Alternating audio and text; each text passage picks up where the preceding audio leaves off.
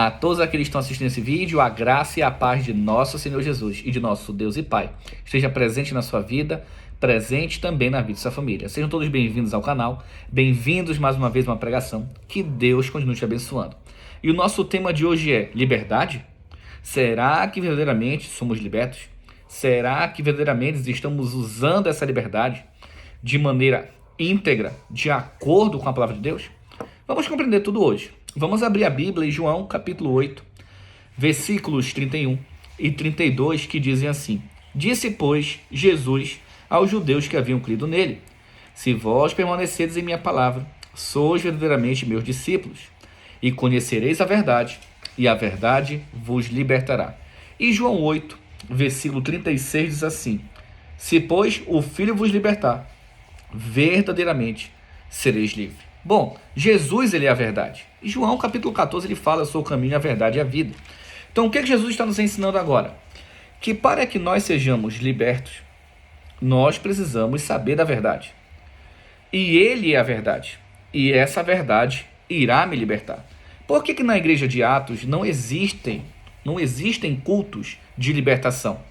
Porque as pessoas naquela época compreendiam que apenas a verdade, a Bíblia, pode libertar ela. Se eu coloco em prática os ensinos bíblicos, Jesus me liberta.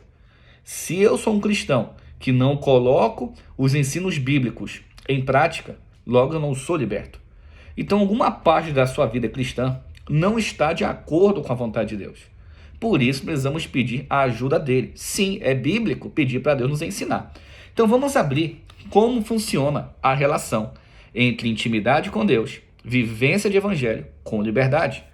João capítulo 15, versículo de 1 a 8 dizem assim: Eu sou a videira verdadeira e meu pai é o agricultor. Bom, aqui Jesus está dizendo que o pai é maior do que ele e que são pessoas diferentes, mas não fazem parte do tema de hoje. Só dando um parêntese. Versículo 2: Todo ramo que, estando em mim, não der fruto, ele o corta, e todo que dá fruto limpa, para que produza mais fruto.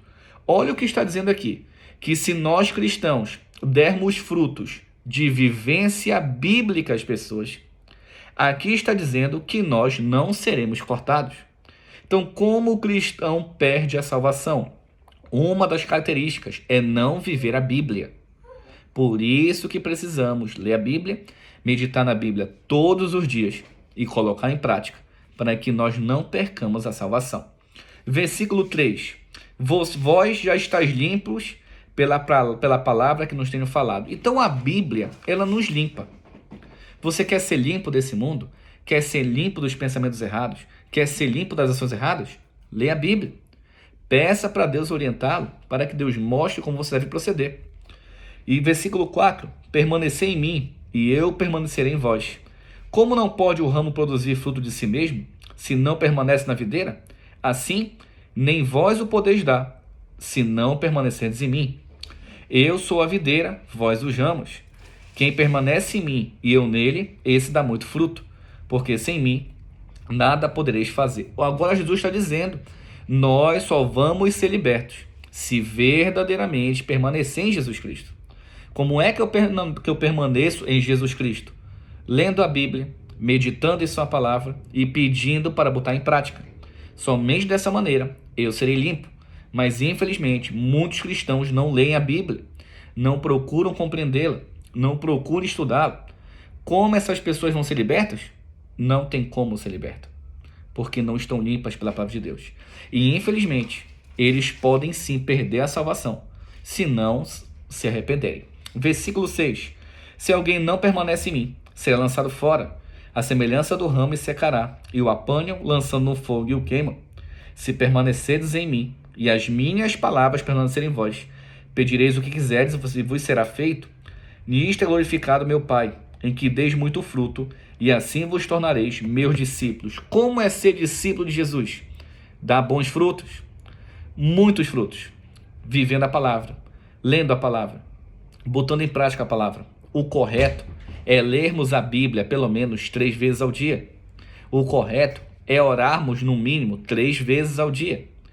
Quantas pessoas cristãs, independente de onde congregam, têm uma vida agitada, não conseguem organizar seu tempo, e são pessoas sinceras, mas elas não conseguem tirar um tempo da sua vida diário para buscar a Deus. E Deus está nos dizendo, não façam isso, leiam a Bíblia, busquem a palavra, limpem-se de tudo aquilo que Deus não se agrada. E vamos tocar nesse assunto agora. Romanos capítulo 6, versículo 22, diz assim: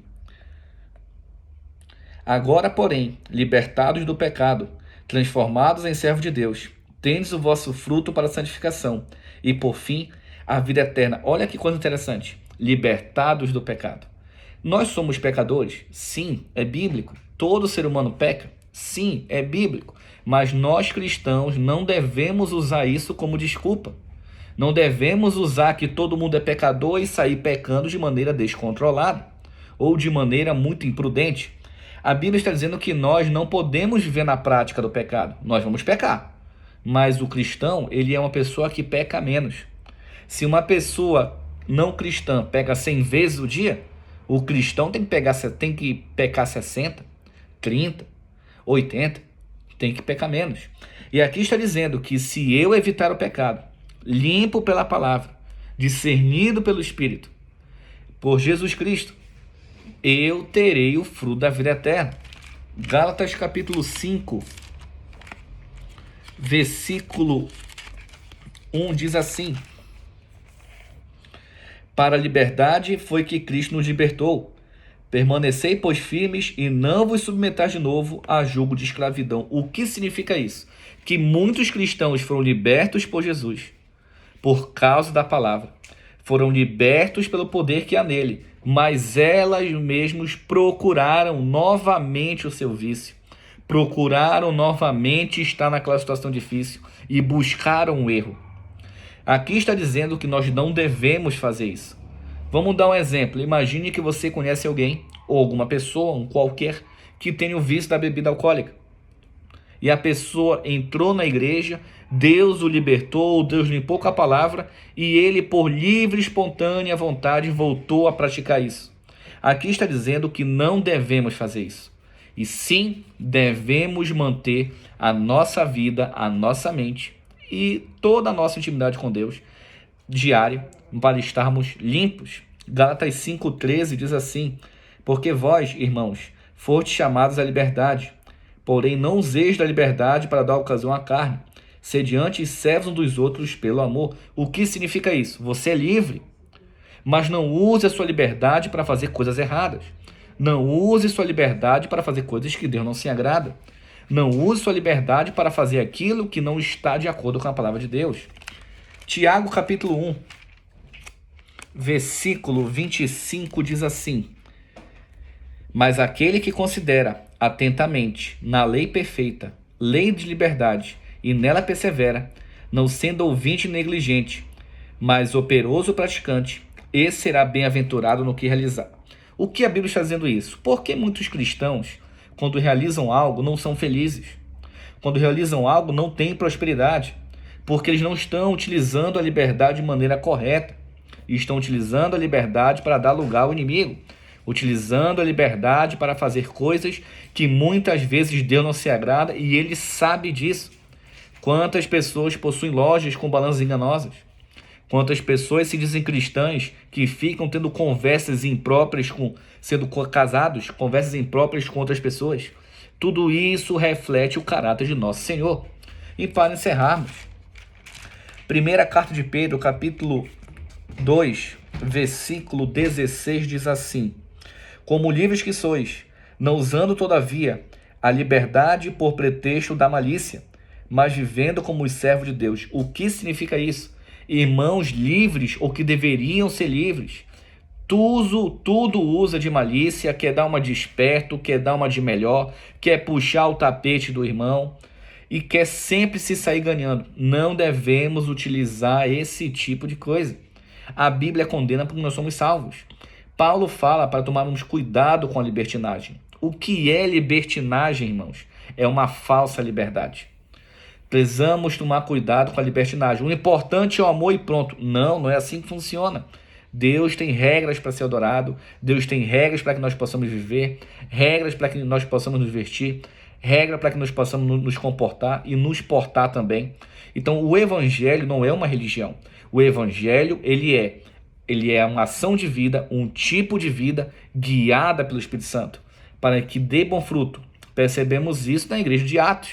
Pessoas que viviam de acordo com a vontade de Deus, pessoas que falavam, se vestiam e comiam de acordo com a Escritura, e Deus estava com eles. Que tal hoje colocarmos tudo isso em prática na nossa vida, para que verdadeiramente possamos ser libertos, que verdadeiramente possamos dar bons frutos e que verdadeiramente Jesus permaneça em nossa casa?